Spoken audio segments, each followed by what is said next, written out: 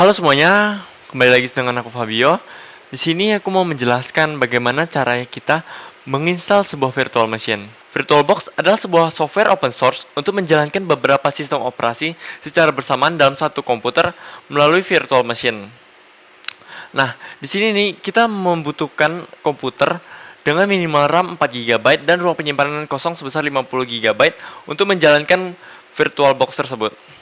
Nah, langkah pertama kita harus mendownload dan menginstal VirtualBox.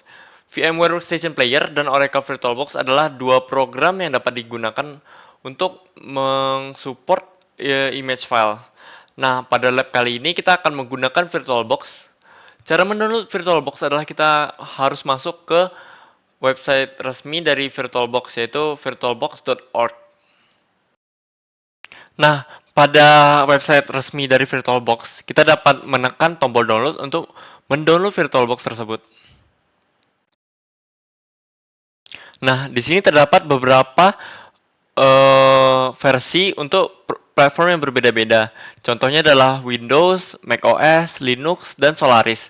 Nah, berhubung saya menggunakan Windows, saya akan mendownload versi Windows-nya. Setelah menunggu beberapa saat, kita bisa membuka file yang telah kita download. Nah, di sini akan terbuka Windows Oracle VirtualBox Setup. Kita klik saja Next. I accept the terms in the license agreement. Jadi kita harus menerima terms in the license agreement-nya. Next.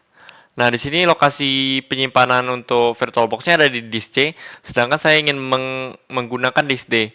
Kita dapat mengubah lokasi penyimpanannya dengan cukup gampang, yaitu menekan tombol browse, menekan data D, dan membuat folder baru yaitu VirtualBox.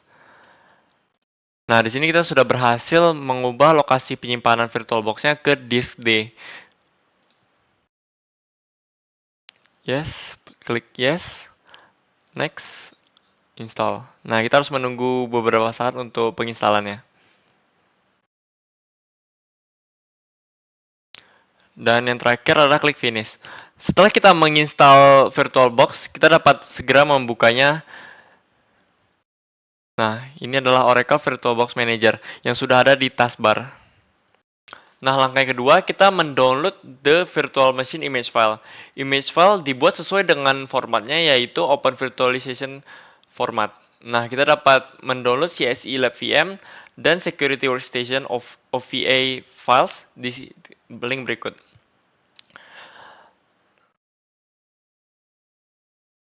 Kita akan diarahkan ke Resource Hub. Nah, di Resource Hub ini, kita dapat mendownload Cybersecurity Essential Virtual Machine untuk Intel or AMD CPUs.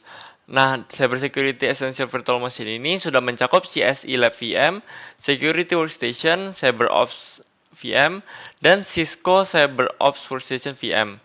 Jadi kita tidak perlu mendownload mesin-mesin berikut secara terpisah. Jadi kita klik saja untuk mendownloadnya. Nah, setelah kita berhasil mengunduh Cybersecurity Lab VM, kita kembali membuka VirtualBox. Nah, di sini kita akan mengimpor dari file OVA-nya. Kita dapat mengimport virtual machine ke VirtualBox dengan cara menekan file, import appliance.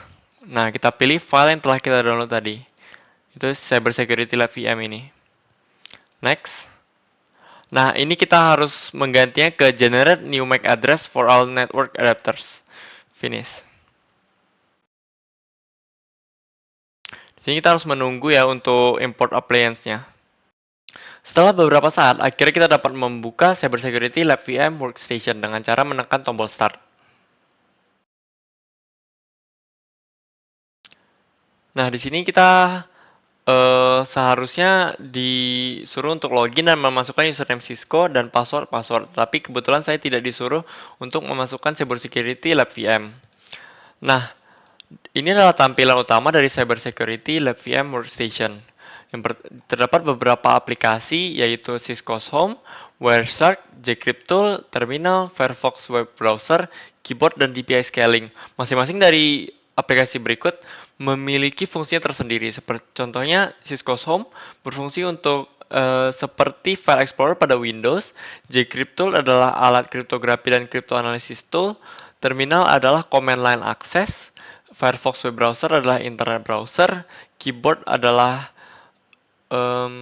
akses untuk mengganti layout dari keyboard itu. DPI scaling adalah command untuk meningkatkan resolusi. Kita dapat juga mencari IP address dari virtual machine kita dengan cara membuka terminal, mengetik IP address. Nah, di sini ada dua IP address yaitu loopback dan Ethernet. IP address untuk loopback kita adalah ini 127.0.0.1/8. Kita bisa tuliskan di sini /8. Nah, yang kedua adalah IP address untuk Ethernet yaitu 10.0.2.15. Nah, kita akhirnya dapat menutup terminal dan kita terdapat web browser yaitu Firefox web browser. Di sini kita bisa mencari berbagai informasi layaknya Google atau Chrome. Contohnya sini saya dapat membuka YouTube dan dapat membuka Facebook. Nah, untuk kali ini saya akan menutupnya terlebih dahulu.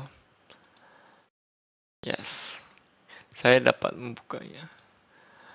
Nah, di sini kita dapat menutup juga untuk Cyber Security Lab VM-nya dengan cara menekan tombol file, menekan tombol close. Nah, di sini terdapat 3 pilihan untuk meng-shutdown dari virtual machine kita, yaitu save machine state, send the shutdown signal,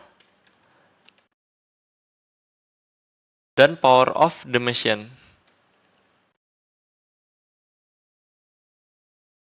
Nah, dari sini kita akan memilih untuk save the machine state. Kita klik saja OK.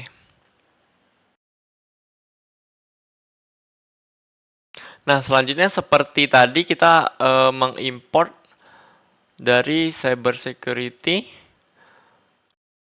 Lab VM, terus kita masukkan untuk generate new MAC address, finish.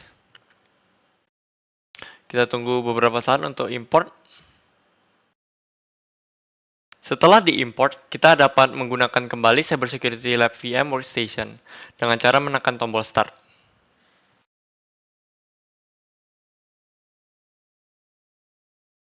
Nah, akan ada tiga menu untuk Cyber Security Lab VM Workstation, yaitu Cyber Security Analyst, SOC Analyst, dan Security Engineer. Kita akan menggunakan SOC Analyst untuk membuka Security Workstation. Nah, kita harus memasukkan passwordnya yaitu CyberOps.